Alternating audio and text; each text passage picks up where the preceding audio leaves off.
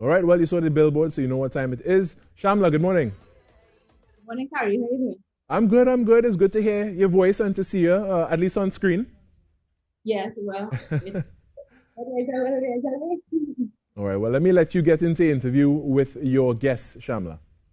sure. Good morning, guys, and welcome to the podcast with Sandra. And today, I'm going to years ago, after the principal of PIC, Mr. David Kenyon, who actually joined the profession since 1991, continuously had progressive upward role in his field. And I have also Mrs. Sion Abnaglaze, who is the English and Literature teacher of QRC. And today, given that we are still in Autism Awareness Month, Autism Awareness Life, I should say, we are going to actually delve into helping two persons with disability, a young man named Ron McQueen and and a student who is visually impaired or blind. So I would start with Mr. Simon. Given the reputation of QRC, when you heard that um, a student who has a disability going to be enrolled in your school, what, how you felt in terms of the reputation of QRC? Did you have any reservation? Good morning, Shamla, and good morning to all of the viewers.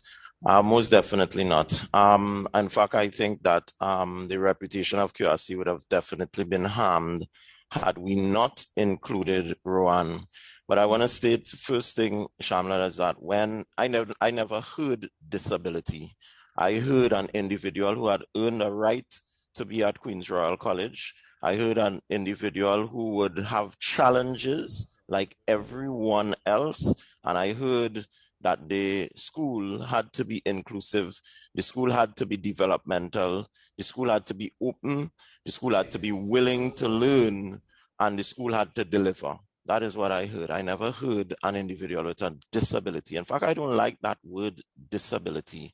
I am a believer in multiple intelligences, and I do believe that individuals are different, each of us bringing different capabilities and intelligences to the board. Awesome. And in terms of, okay, so when you heard that Ron, who is autistic, were coming into the school, right? Obviously, you had an assumption, I'm sure, any human, but how does that change since enrolling rightfully into the school? How did that change your perception? Perception.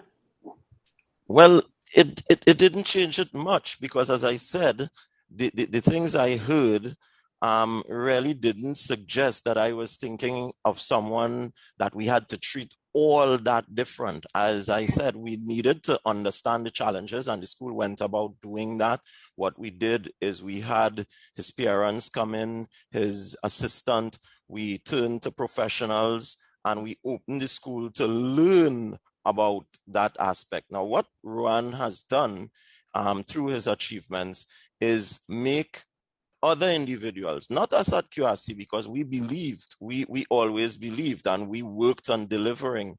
So make other individuals recognize what is possible. I think those individuals like Ruan, are flag bearers for their particular cause. Right now, we have another one, Aidan, who's here, and he's also going to do the same thing. So my perspective didn't change that much because, as I said, I believe in individuals with their skills and what they bring to the table. But certainly what he has been able to achieve and popularize is something that is going to make others stand up and listen.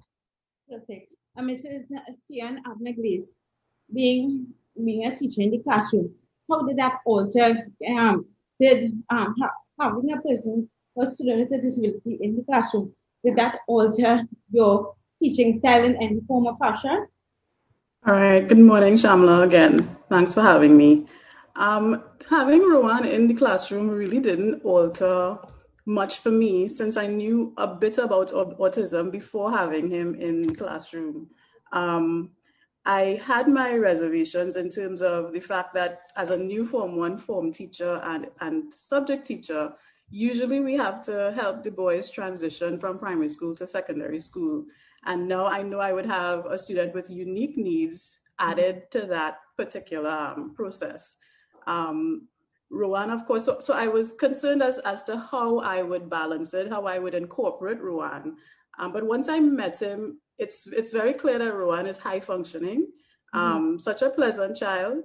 A big part of having him in the classroom too, that those first few sessions was the presence of his aide, Ms. Teresa Blades, who was so very much instrumental in making that transition.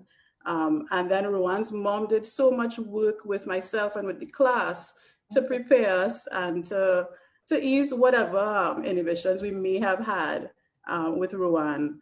Having Rowan in the class really did add something. I teach English, and Rowan is quite strong in terms of English and expressing himself. So actually, Rowan transformed my classroom in a way, because he always pushed being high functioning and actually being quite sharp in English. He tended to push my classes forward, propel it sometimes in some occasions. So it really did. He really did impress me more than I was expecting. But yeah, to say that, like Mr. Simon said, that it transformed or it changed my perspective of Rowan before we got to the classroom really wasn't very limited. I expected great things from him. I know how we. All right, and we'll have much more of that after the break. We do cut now for the news at 7, and we'll be back with the second half of the show after that. Stay with us. All right, we're back here, and we just want to get right back to it with Shamla Mirage and her two guests. So we go straight to that right now. Yes, so guys, before the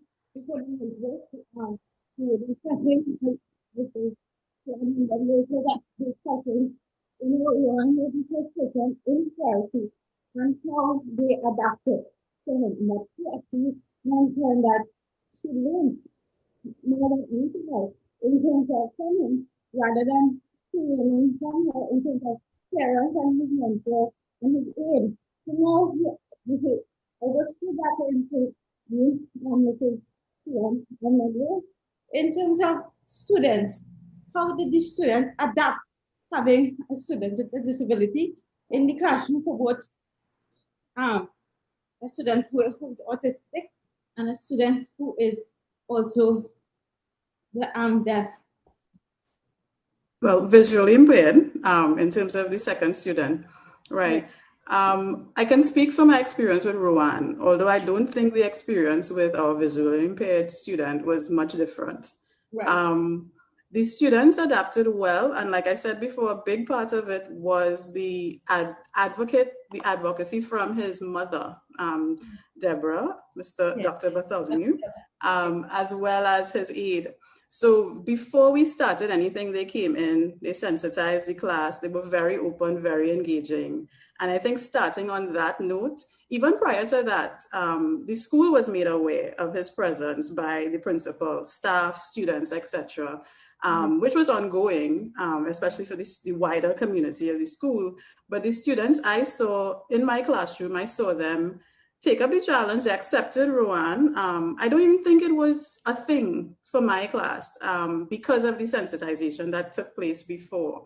They actually became more empathetic. I had to do things like I would enlist a buddy system where Rowan would be paired with someone just to cue into me, okay, he might be having some trouble, he might be having a bit of a meltdown. So I started to delegate responsibility, and it really, outside of the academics, which Rowan added as any student brings to any class, it also that hidden curriculum where they learned empathy and they started to grow in that regard.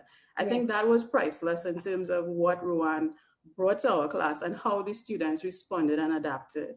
And can you just tell us quickly in terms of adapting virtually, because no matter what, no matter if a school does not have a child with a disability, every student has a varying ability and varying ways in which they are being taught, etc. How did you and your students adapt virtually? Can you just sum it up for us? Right. Well, virtually, I think virtual teaching the kind of clarity, the kind of strategies that you would use to appeal to the virtual learner really are in alignment with what works for students with disabilities. So virtual learning actually benefits a range of students once it's done right. So there's more visual, there's a clarity required in terms of your instructions and how you map out your lesson. So I've seen my students with I don't have Rowan with me now, right, presently, but my students who have milder disabilities, maybe ADHD, etc., I've seen them actually function quite well in the virtual landscape, simply because of what virtual teaching and instruction requires. It's very visual and very engaging on that regard. And Mr. Simon, I just want to end up quick with you. Can you give other principal advice in terms of when they have a learner with a disability coming in or rightfully into their institution? I don't know about giving other people advice, but what I can say is that as principals, as educators, we have a responsibility to ensure that individuals are treated equally. We have a responsibility to ensure that our students benefit from this education system. I think the Ministry of Education is doing a wonderful job in fact, training us as educators, as leaders. And I would suggest that individuals need to be very open, they need to be inclusive, and they need to understand that once a student comes to your institution or the institution that you are in charge of, you need to take ownership of that. And it is expected that you do the best that you possibly can to accommodate that individual and allow that individual to achieve his fullest or her fullest potential. But before I go though, Shamla, allow me to do one thing, Miss Abner, Sion. I do want to publicly commend her because when Ron came into the school, I entrusted Sion with a particular task of being his form teacher. I asked her to do that for 3 years. And after the 3rd year, I went to her and I said, I know you probably do need a break. Do you need a break? She said to me, yes. 1 day later, she came back and she said, no, I have changed my mind. I know that it was a great ask, but I want to take this opportunity to publicly commend her for the magnificent job that she has done. And it just drives home the point that success will come once you have the support of your staff. So I would say to all principals, engage your staff, be open, let them know exactly what they're going to be dealing with, and you will just be able to sail through the air as they provide the support under your wings, just as Sion did for me. I want to say thank you so much. We are out of time, but thank you so much. And guys, I want to say thank you. And like I always say, we have to go, but be good. Be good. Bye, guys. Bye. Thanks.